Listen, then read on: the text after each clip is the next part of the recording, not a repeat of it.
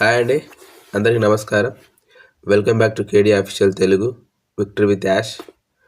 ఈరోజు అంటే మనకు ఇంకో పాపప్ రావడం జరిగింది వాయిస్లో. ఈరోజు తెల్లవారుజామున 12:07 ఒక పాపప్ రావడం జరిగింది. ఓ న్యూస్ 20 Part 1 of 3 అంటే 20లో 3 భాగాలుగా రాబోతుందని అర్థం. ఇందులో చాలా మ్యాటర్ రాయడం జరిగింది యాష్ ముఫర్ గారు, మన కమిషన్స్ గురించి కానీ. సరే, పూర్తిగా తెలుసుకునే ప్రయత్నం చేద్దాం.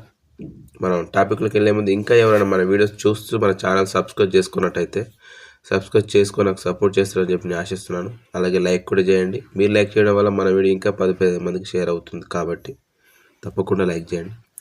ఓకే, మనం టాపిక్లోకి వెళ్తానండి. The moment the silence ends the facts now revealed అని హెడ్లైన్ పెట్టడం జరిగింది. ఈ సిరీస్లో ప్రస్తావించిన కొన్ని విషయాలు కొనసాగుతున్న చట్టపరమైన మరియు నియంత్రణ ప్రక్రియలకు లోబడి ఉన్నాయి. ఈ సమాచారం కేవలం సందర్భాన్ని వివరించడానికి ఉద్దేశించబడింది, ఈ ప్రక్రియలను భర్తీ చేయడానికి లేదా ప్రభావితం చేయడానికి కాదు.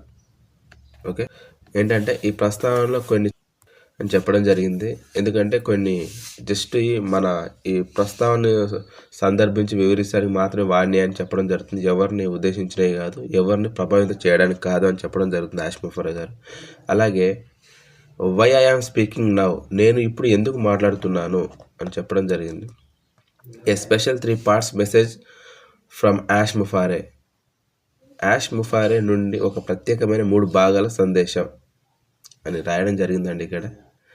ఓకే, ఇక అసలు మ్యాటర్లోకి వెళ్తే రాబోయే 3 ఓన్యూస్ల భాగాలలో తెర వెనుక ఏం జరిగిందో ఆ ఖచ్చితమైన వివరాలను స్పష్టంగా, వాస్తవంగా మరియు బహిరంగంగా నేను చివరకు పంచుకోబోతున్నాను. ఈ 3 భాగాల సిరీస్ ఎవరిని నిందించడానికైతే కాదు. అంటే ఇప్పుడు మనకు ఈ ఓ న్యూస్ 20లో ఈ 20 అనేది ఓ న్యూస్ 20 అనేది 3 భాగాలు రాబోతుంది. ఈ 3 భాగాలలో మీకు ఖచ్చితత్వం స్పష్టంగా నేను వివరించబోతున్నాను. ఇందులో ఒక 3 శీర్షులుగా తీసుకురాబోతున్నాను చెప్పడం జరుగుతుందండి ఇక్కడ. అదేవిధంగా ఓపెనింగ్ టెక్స్ట్ సత్యం, జవాబుదారితనం మరియు స్పష్టత ద్వారా నమ్మకానికి పునరుద్ధరించడం గురించి.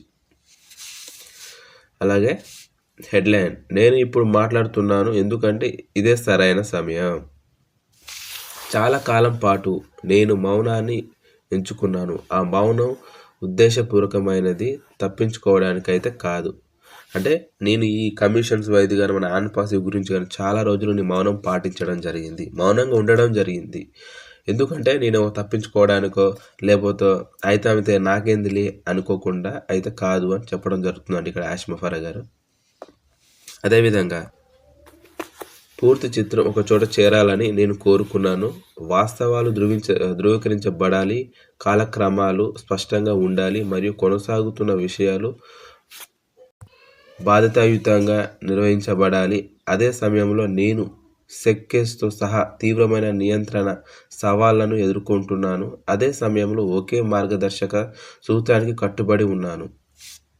తను ఏమంటాడంటే అంతా ఒకే చేరాలి, వాస్తవాలు ధృవీకరించబడాలి, కాలక్రమేణా స్పష్టంగా ఉండాలి. అంటే ముందు వెళ్ళే కొద్దీ మనం ఎలాంటి ఆటంకులు లేకుండా, ఎలాంటి ఇబ్బందులు లేకుండా క్లియర్గా ఉండాలి.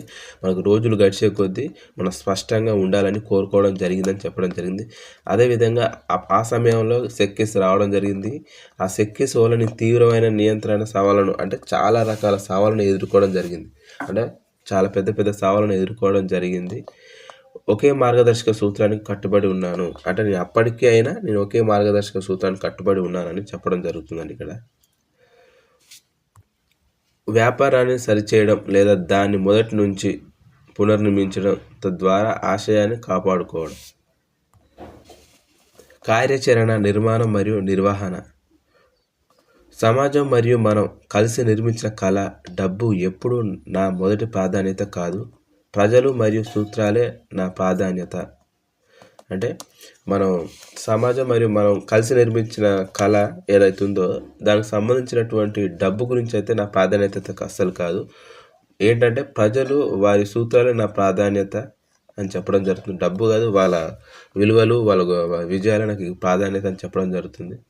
అదేవిధంగా దుబాయ్ కేంద్రం ఒక వ్యూహాత్మక సమయంలో మేము వివిధ దేశాలలోని మా ప్రపంచ ఆర్థిక కార్యకలాపాలను దుబాయ్, యుఏఈలో కేంద్రీకరించాము.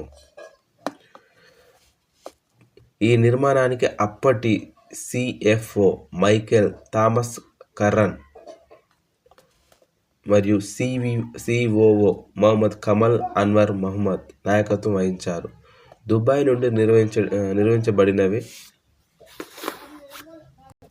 1 ఆర్థిక కార్యకలాపాలు, నెంబర్ 2 పేమెంట్ ప్రాసెస్లు, నెంబర్ 3 మర్చెంట్ ఖాతాలు, నెంబర్ 4 బ్యాంకింగ్ సంబంధాలు.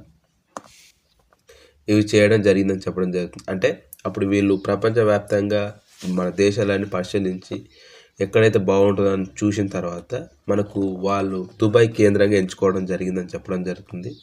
ఈ నిర్మాణానికి అప్పట్లో మైకేల్ థామస్ కరన్ అంటే సిఎఫ్ఓగా పనిచేయడం జరిగింది. అదేవిధంగా మన సిఓఓ మొహమ్మద్ కమల్ అన్వర్ మహమ్మద్ గారు నాయకత్వం వహించడం జరిగింది. వాళ్ళ ఆధ్వర్యంలో ఈ ఆర్థిక కార్యకలాపాల గురించి కానీ, పేమెంట్ ప్రాసెస్ల గురించి కానీ, మర్చెంట్ ఖాతాల గురించి కానీ, బ్యాంకింగ్ సంబంధాల గురించి కానీ వాళ్ళే చూసుకునేదని చెప్పడం జరుగుతుంది ఆసిమఫర్ గారు. అదేవిధంగా యాజమాన్యం: నేను మరియు నా భార్య మాత్రమే కంపెనీకి ఏకైక యజమానులుగా కొనసాగాము. కొన్ని అధికారాలు కేవలం నిర్వహణ అవసరాల కోసమే ఇవ్వబడ్డాయి. అంటే ఈ ఆన్పసివ్ కంపెనీకి ఆసిమఫర్ గారు తన భార్య మాత్రమే ఓనర్లుగా ఉండడం జరిగిందని చెప్పడం జరిగింది. అలాగే కొన్ని పనులు నిర్వహించడానికి మాత్రమే కొన్ని అధికారాలు మాత్రమే కొంతమందికి ఇవ్వడం జరిగిందని చెప్పడం జరుగుతుంది. అదేవిధంగా ఆ సమయంలో ఆ నిర్మాణం బాగుందనిపించింది, కానీ ఆ తర్వాత జరిగిన పరిణామాలు మరొక విషయాన్ని వెల్లడించాయి. అంటే అన్ని సాఫీగా జరుగుతున్నాయి, అన్నీ మనం అనుకున్నట్టుగానే జరుగుతున్నాయని అనిపించినప్పటికీ కానీ కొన్ని విషయాలు మాత్రం అప్పుడు ఆసిమఫర్గా తెలియలేదు, కానీ ఆ సందర్భంలో తెలిసాయని చెప్పడం జరుగుతుంది. అదేవిధంగా మా మొదటి ప్రధాన పెయిడ్ అప్లికేషన్ లాంచ్ అయినప్పుడు ఏం జరిగింది మరియు దాని విజయం ఎలా ఒక పెద్ద సమస్యకు దారితీస్తుంది అనేది నేను వివరిస్తాను. అంటే అప్పుడు మనకు పెయిడ్ అప్లికేషన్ అంటే ఓ కనెక్ట్.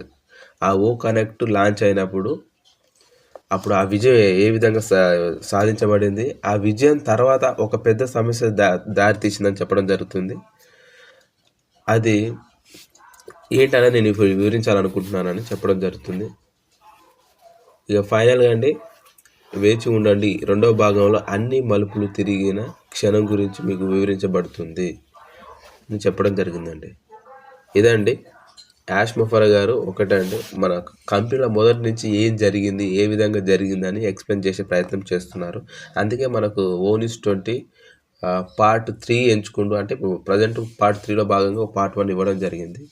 ఇప్పుడు దాని గురించి ఎవరెవరు వర్క్ చేసారు, ఎవరెవరు పని చేసారు, ఎవరు నాయకత్వం వహించారు, ఈ డబ్బుల గురించి కానీ, మర్చెంట్ల గురించి కానీ, బ్యాంకుల గురించి కానీ ఎవరెవరు అధికారికంగా పనిచేయడం జరిగింది, ఎవరు చేతులు పెట్టడం జరిగిందని క్లియర్గా పూసగుచ్చినట్టు అన్ని వివరించే ప్రయత్నం చేస్తున్నారు. అంటే ఇప్పటి వరకు మనకు ఓ కనెక్ట్ లాంచ్ అయింది, లాంచ్ అయిన తర్వాత పెద్ద విజయం సాధించింది. విజయం సాధించిన తర్వాత వచ్చిన పరిణామాలు, సమస్యలు ఏంటి అని వివరించబోతున్నాను అని చెప్పడం జరిగింది. అది ONES20 పార్ట్ 2లో రాబోతుందండి. ఇదండి మన ఆసిమఫర్ గారు చెప్పిన విషయం. నేను చెప్పింది మీ అందరికి అర్థమైంది అనుకుంటున్నా. అర్థమైతే థ్యాంక్ యూ సో మచ్ అండి.